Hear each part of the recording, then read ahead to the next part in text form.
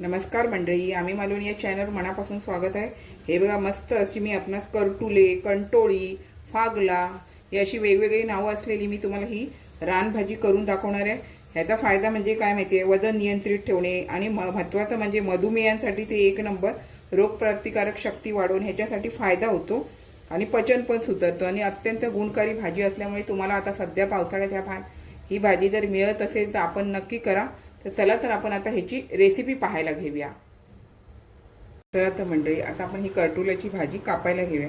करटुल्याची भाजी हिला करटुले, कंटुले, फागला असं सुद्धा म्हणतात आणि ही भाजी रानभाजी आहे आणि डायबिटीजसाठी तर ही भाजी एक नंबर आहे। आणि मी आता ही स्वच्छ धुवून वगैरे घेतलेली आहे।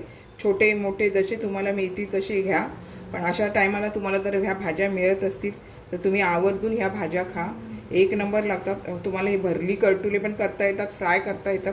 मी आता साध्या सोप्या पद्धतीत ही भाजी करून दाखवते। तर चला आता आपण आता ही करटुल्याची भाजी करायला घेऊया। त्यासाठी आधी कापते, जर कोवळे असेल तर बिया सकट घ्यायची। बघा दाखवते, जर कोवळं असेल ना तर बी सकट घ्यायचं आणि एकदम छोटे असतील तर अशा प्रकारे उभे कापून घ्या। बघा कोवळे आहेत, छान लागते भाजी खायला। हे असे आतल्या जे बिया असतात ना कोवळ्या, त्याच्या सकट हे कारल्यासारखाच प्रकार असतो, थोडासा वेगळी जराशी चव लागते, पण तुम्हाला ही भाजी औषधी गुणधर्माने भरलेली आहे पूर्णपणे। त्याच्यामुळे आवर्जून तुम्हाला बाजारात ह्या भाज्या आता सध्या पावसाळी भाज्या ह्या मिळतात, त्याच्यामुळे तुम्ही आवर्जून खा। अशा प्रकारे ह्या वरचा देठ काढून घ्यायचा आणि जर बिया असतील ना तर धुवून बिया असेल तर काढून टाका, कोवळ्या असतील तर ते वापरा। आता मी अशा प्रकारे काय करते, ही सर्व कापून घेते आणि भाजी कशी करायची ती मी डायरेक्ट तुम्हाला काय काय घालणार आहे काय ते तुम्हाला भाजीमध्ये दाखवते। आणि आपण आता ही भाजी सर्व कापून घेऊया। बघा आता आपण मस्त असं कापून घेतलंय। तर आता आपण भाजी करायला घेऊया आणि जे दून असतात ना त्यातल्या आतल्या बिया काढून घेतल्या, कोवळ्या असतात ते बिया सकट ठेवले। तर चला आता आपण ही भाजी करूया। हे बघा, आपण थोडंसं असं तेल तापत ठेवलंय, त्याच्यामध्ये जिरं घालून घेऊया। थोडंसं असं अर्धा चमचा जायसारखं जिरं घातलंय। हे बघा, जिरं जसं तडतडलं तसं आपल्याला 2 लसणीच्या पाकळ्या चेचून घेतलेल्या आहे आणि 4 हिरव्या मिरच्या। ह्यामध्ये मी हिरव्या मिरचीची भाजी करणार आहे करटुल्याची। हे बघा, कांदा आणि लसूण चांगलं भाजलं गेलं तर आपल्याला हे 2 बारीक चिरलेले कांदे घेतलेले आहेत। कांदा आपल्याला नरम होऊ द्यायचा आहे, लाल नाही। लसूण चांगली लाल झालेली, त्यामध्ये चांगला स्वाद उतरतो लसणीचा। आता हा कांदा थोडासा नरम होऊ देऊया। कांदा जसा नरम झाला तसा आपल्याला बघा अगदी पाव चमचा हिंग असतं ना, थोडंसं घालून घ्यायचं।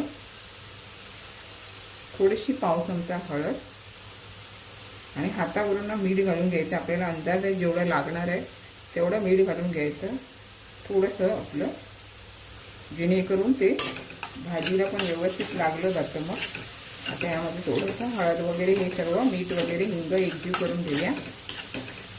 हे बघा, आपण सर्व आता एकजीव करून घेतलेले। आता आपल्याला ह्यामध्ये हे करटुले बारीक केलेले ते घालून घ्यायचे। तुम्ही मसाल्यामध्ये पण करू शकता। आता आपण छान यामध्ये परतून घेऊया। हे बघा, आता आपण ही छान अशी परतून घेतली आहे आणि आपल्याला झाकण मारून बारीक गॅसवरच शिजवून घ्यायचे। पाण्याचा वापर नाही करायचा, वाफेवर ही भाजी चांगली शिजली जाते, कारण ह्यातलं पाणी सुटतं। मीठ घातल्यामुळे लवकर पाणी सुटतं याला, त्याच्यामुळे वाफेवर शिजवून घ्यायचे। आता मी यावर झाकण ठेवते। बघा, आपण झाकण ठेवून शिजवून मध्ये मध्ये ढवळून बघायची। आपण 1-2दा अशी परतून बघितली, अजिबात पाणी न घालता थोड्याशा तेलामध्ये ही भाजी, आणि भाजीला पण पाणी सुटतं, त्यामुळे भाजी चांगली शिजली जाते। आणि बारीक कापायची, जास्त जाडी ठेवायची नाही। जाडी ठेवली तर तुम्हाला बघा मस्त अशी कोवळी कोवळी भाजी असते ना, ती चांगली शिजली जाते। तुम्हाला दाखवते तोडून, हे बघा चांगली शिजली जाते। कारल्याची भाजी कशी असते तशा प्रकारे ही भाजी दिसते, चवीला थोडासा फरक। आता आपल्याला यामध्ये ओल्या नारळाचा कीस घालायचा आहे आणि खोबऱ्यामध्ये, जर नाही तुम्ही खोबरं खात असेल नाही घातलं तरी चालून जातं। आणि आता ही भाजी खोबऱ्यामध्ये छान अशी 2 मिनिटं परतून घेऊया, व्यवस्थित खोबऱ्याला पण मीठ वगैरे लागून जातं। आता हे मी परतून घेते। ही बघा मंडळी, छान अशी आपली आता भाजी तयार झालेली आहे. गॅस बंद करून घेते. हे बघा रान भाजी आहे. बाजारात तुम्हाला जर मिळत असेल तर आवर्जून तुम्ही अशा प्रकारे करा. आवडल्यास माझ्या चॅनलला लाईक, शेअर, सबस्क्राईब, हाईप करायला विसरू नका. चला तर आता इथेच थांबते. मस्त खा आणि स्वस्त राहा. आपण माझे व्हिडिओ पूर्ण पाहता त्याबद्दल मनापासून खूप खूप धन्यवाद.